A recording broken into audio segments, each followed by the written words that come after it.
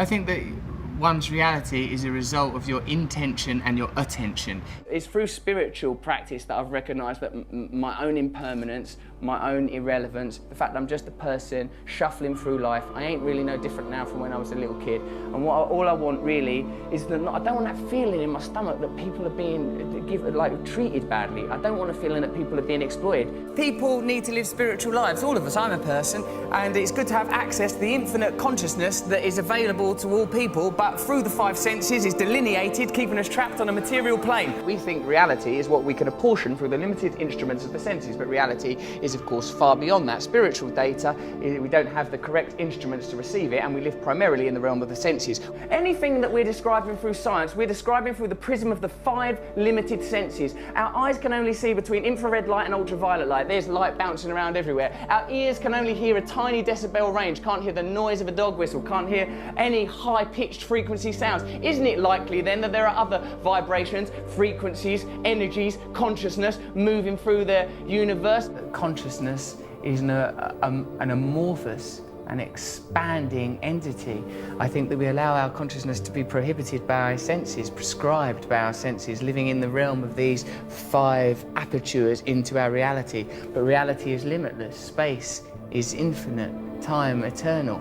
Through yoga, one can temporarily break the bonds that chain us to the mundane, the mondial, that which is of the earth, and we can temporarily at least receive a taste of the infinite. I don't want to get too cosmic about it, but we are just this sort of temporary blob of atoms, you know, endowed with consciousness for the merest moments in infinite space. Meditation and yoga, these are fundamental parts of my life. I think it's difficult these days with religion getting such a rough ride, the Pope resigning, bloody terrorism and nonsense. It's difficult to find an access to spirituality, but we are by our nature spiritual people. If we don't have access to spirituality, we suffer as individuals, society suffers. We need to recognise at some point that within ourselves there's an infinite capacity for connection with all things. Well, I love the fact that you describe it as you have a daily access to unseen realms of power.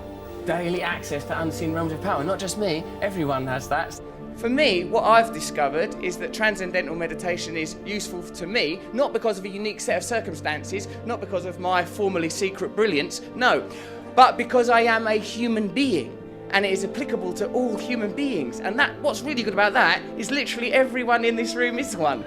What I say is that we're basically all right human beings. Whenever there's a disaster or an accident, people's impulse is to help one another. So I'm thinking anyone that galvanises people, brings people together and points us to the better aspects of our nature and help us to overcome our basic things like fear and desire, I think these people are worthy heroes, rather than the heroes that are nominated today, heroes that are low vibrational frequency that make us concentrate on daft stuff. So like they want you to be talking about Justin Bieber, they want you to be talking about twerking. They don't want you talking about fracking, they want you talking about twerking. They want to get on with their job, shut your fucking mouths and watch this shit, you fucking morons. And I know, because I've been part of the charade. But, you know, I'm awake now. Look beyond the superficial. That's the problem with current affairs. You forget about what's important. You allow the agenda to be decided by superficial information. What am I saying? What am I talking about? Don't think about what I'm wearing. These things are redundant, superficial. And I don't think that we should be continuing to propagate the idea that famous people are magical and special, because it makes people feel that their lives ain't no good. And I don't think we should be living in that kind of fearful paradigm. It's that. I'm like a vegetarian. I believe we're all equal. I ain't got the right to kill. I don't kill, like, say a fly comes in my house, I'd tolerate that little arsehole. Because I feel like he's a fly, he's just on his journey here through life. When I'm meditating or praying, I say the infinite creative force that brings into being all phenomena and guides all life, I say, can you move through me? And things that actually work, you sort of treat them, you sort of shirk them off as if, like, you know, as if you owe them money and you don't, oh no, I've got to avoid yoga and meditation. They've been portrayed quite brilliantly by the mainstream as sort of somehow luxury, but into luxury or artificial or superficial. It's absolutely integral. It's absolutely the most authentic thing, more real than any of us. If people are happy, they're happy. They don't need it. If there's not a problem, there's not a problem. But I think if people have some sort of yearning or dissatisfaction or some itchy irritability, then it might be because they're not looking in the right direction for a solution, and that they should look within, and that within them there is a limitless, infinite capacity for bliss through connection to higher things. You cannot define yourself in reference to other external coordinates. You must define yourself internally with your relationship with a higher entity. Think of yourself as a manifestation of some higher thing, some higher frequency. This is the visible realization. And you know that because you can't see atoms, can you? And you certainly can't see the forces that hold atoms together. There, in the micro-quantum world, Richard, lie the answers to everything. We can't understand it with our logical, rational minds, but we feel it intuitively. Get yourself in alignment with that stuff and you beam like the sun. The dead human ape has fulfilled its potential. The dead human ape has not evolved for the last 10,000 years. These are the achievements of the dead human ape. Now we must transform, become enlightened, so that we can access the next realm of consciousness necessary for our evolution. Right. So I think we elect to ignore the spiritual at our own, and it causes a deficit for ourselves and for our culture and for our planet. I think that we are too easy to identify ourselves as individuals. That idea is fortified daily through, as we said before, the stimulation of primal desires, that which anchor us to the self, and we ignore that we're here for such a short while, that we're all basically the same as one another, we're all connected to each other, and we have a collective responsibility to. Look, God is not something that's about thinking you're better than someone or a reason to have a war with someone. It's that within us, beneath and beyond our identity as human beings, driven by fear and desire, defined by the realm of the senses and the material self, which is transitory, there is a divine self that is connected to all living things, that is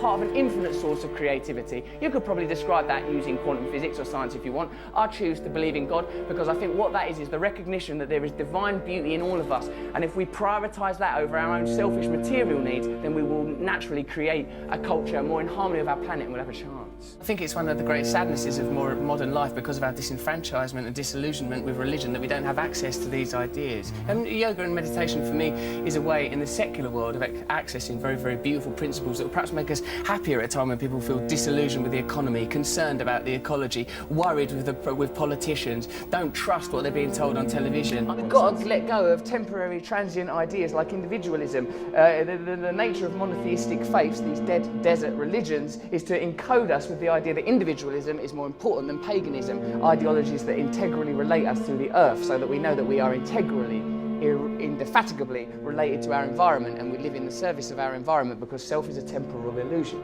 I suppose the ultimate truth is oneness, that this is a temporary illusion, that we are temporarily occupy these flesh puppets. We believe so much in our identities, we believe in our individualism, and I talk as a very sort of egotistical man. Look at my hair, look at these bracelets, look at these ridiculous boots. I'm a person who believes in the nature of my own individualism and my own identity. But on a deeper level, I recognise that all these things are transient, and what's important and what's defining are the things that we all share. Love, unity, togetherness. As long as we have cultural narratives that eschew these ideas, that suppress these ideas in favour of negative human traits, greed, selfishness, lust, as long as these ideas are promoted, we'll exist in opposition to one another, and we'll be exploitable by corporations that prey upon these negative facets of humanity. The line between good and evil runs not between cultures, religions or creeds, but through every human heart. So I recognise in myself the capacity for selfishness, for lustfulness, for egotism, and because I recognise these qualities in myself, I would prefer a culture that didn't celebrate, exacerbate, stimulate the most negative aspects of our species, inculcate them, reward them financially, till we get to a kind of a cultural hysteria where we're destroying the planet. The reality is there is one planet, there is a certain amount of people on the planet, there are a certain amount of resources on the planet. None of them things are going to last forever, so we need systems in place that acknowledge the reality, not systems that benefit elites, but systems that acknowledge the reality. People need to have access to the resources. Can't lie to people so that people in power can continue to augment and grow their own power and satisfaction while normal people are exploited. We need systems that get the resources to the people while respecting the planet. Any system that's detrimental to the planet or detrimental to the people because it helps one or two bods, fuck it off. We're allowed to do that, you know. We are creatures on a planet. We are mammals. Look at the faces of the people that we're being asked to vote for as leaders. Look at them. Look at them, feel it in your hearts. That ain't who's meant to be leading us. Happiness cannot forever be sustained like some glistening bauble. It's a transitory thing, like a butterfly alighting on Snow White's finger in that bit of Snow White. So, like, you know, I'm happy mostly. I'm happy mostly when I'm being nice to other people. Then I'm happy. You know, when they analyse the semantics consistently through mythology and theology of words like love, God, they find that the common theme, John, is union. That we just want to be connected to something higher. That can be another person, that could be God, that could be a relationship with nature, it could even be a relationship with West Ham United. I think the important thing is to have this, the central tenet of your being, love, compassion and tolerance. Everyone knows that. You know, like the realisation that this is only a very temporary thing, that the only thing that matters to any of us is love, that everything, that underscoring everything is love. You know, if it's a biological, anatomical human condition, the idea of acquisition and survival of the species, then that 2% that distinguishes us from the great apes, somewhere within that is that divine spark that philosophers have always espoused upon and written about, that somewhere within that, that's the truth that we're trying to head towards. What it felt to me was like the dissolution of my idea of myself. Like, I felt like separateness evaporated. I felt this tremendous sense of oneness. I find it, I'm quite an erratic thinker, quite an adrenalised person. And like, but what, through meditation, I felt this sort of beautiful serenity and selfless connection.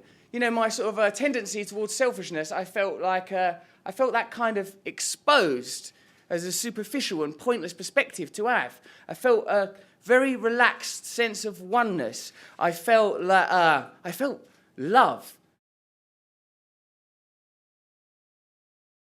Follow me on Twitter if you want to, @RustyRockets, but basically carry on doing what you're doing, being happy in your hearts.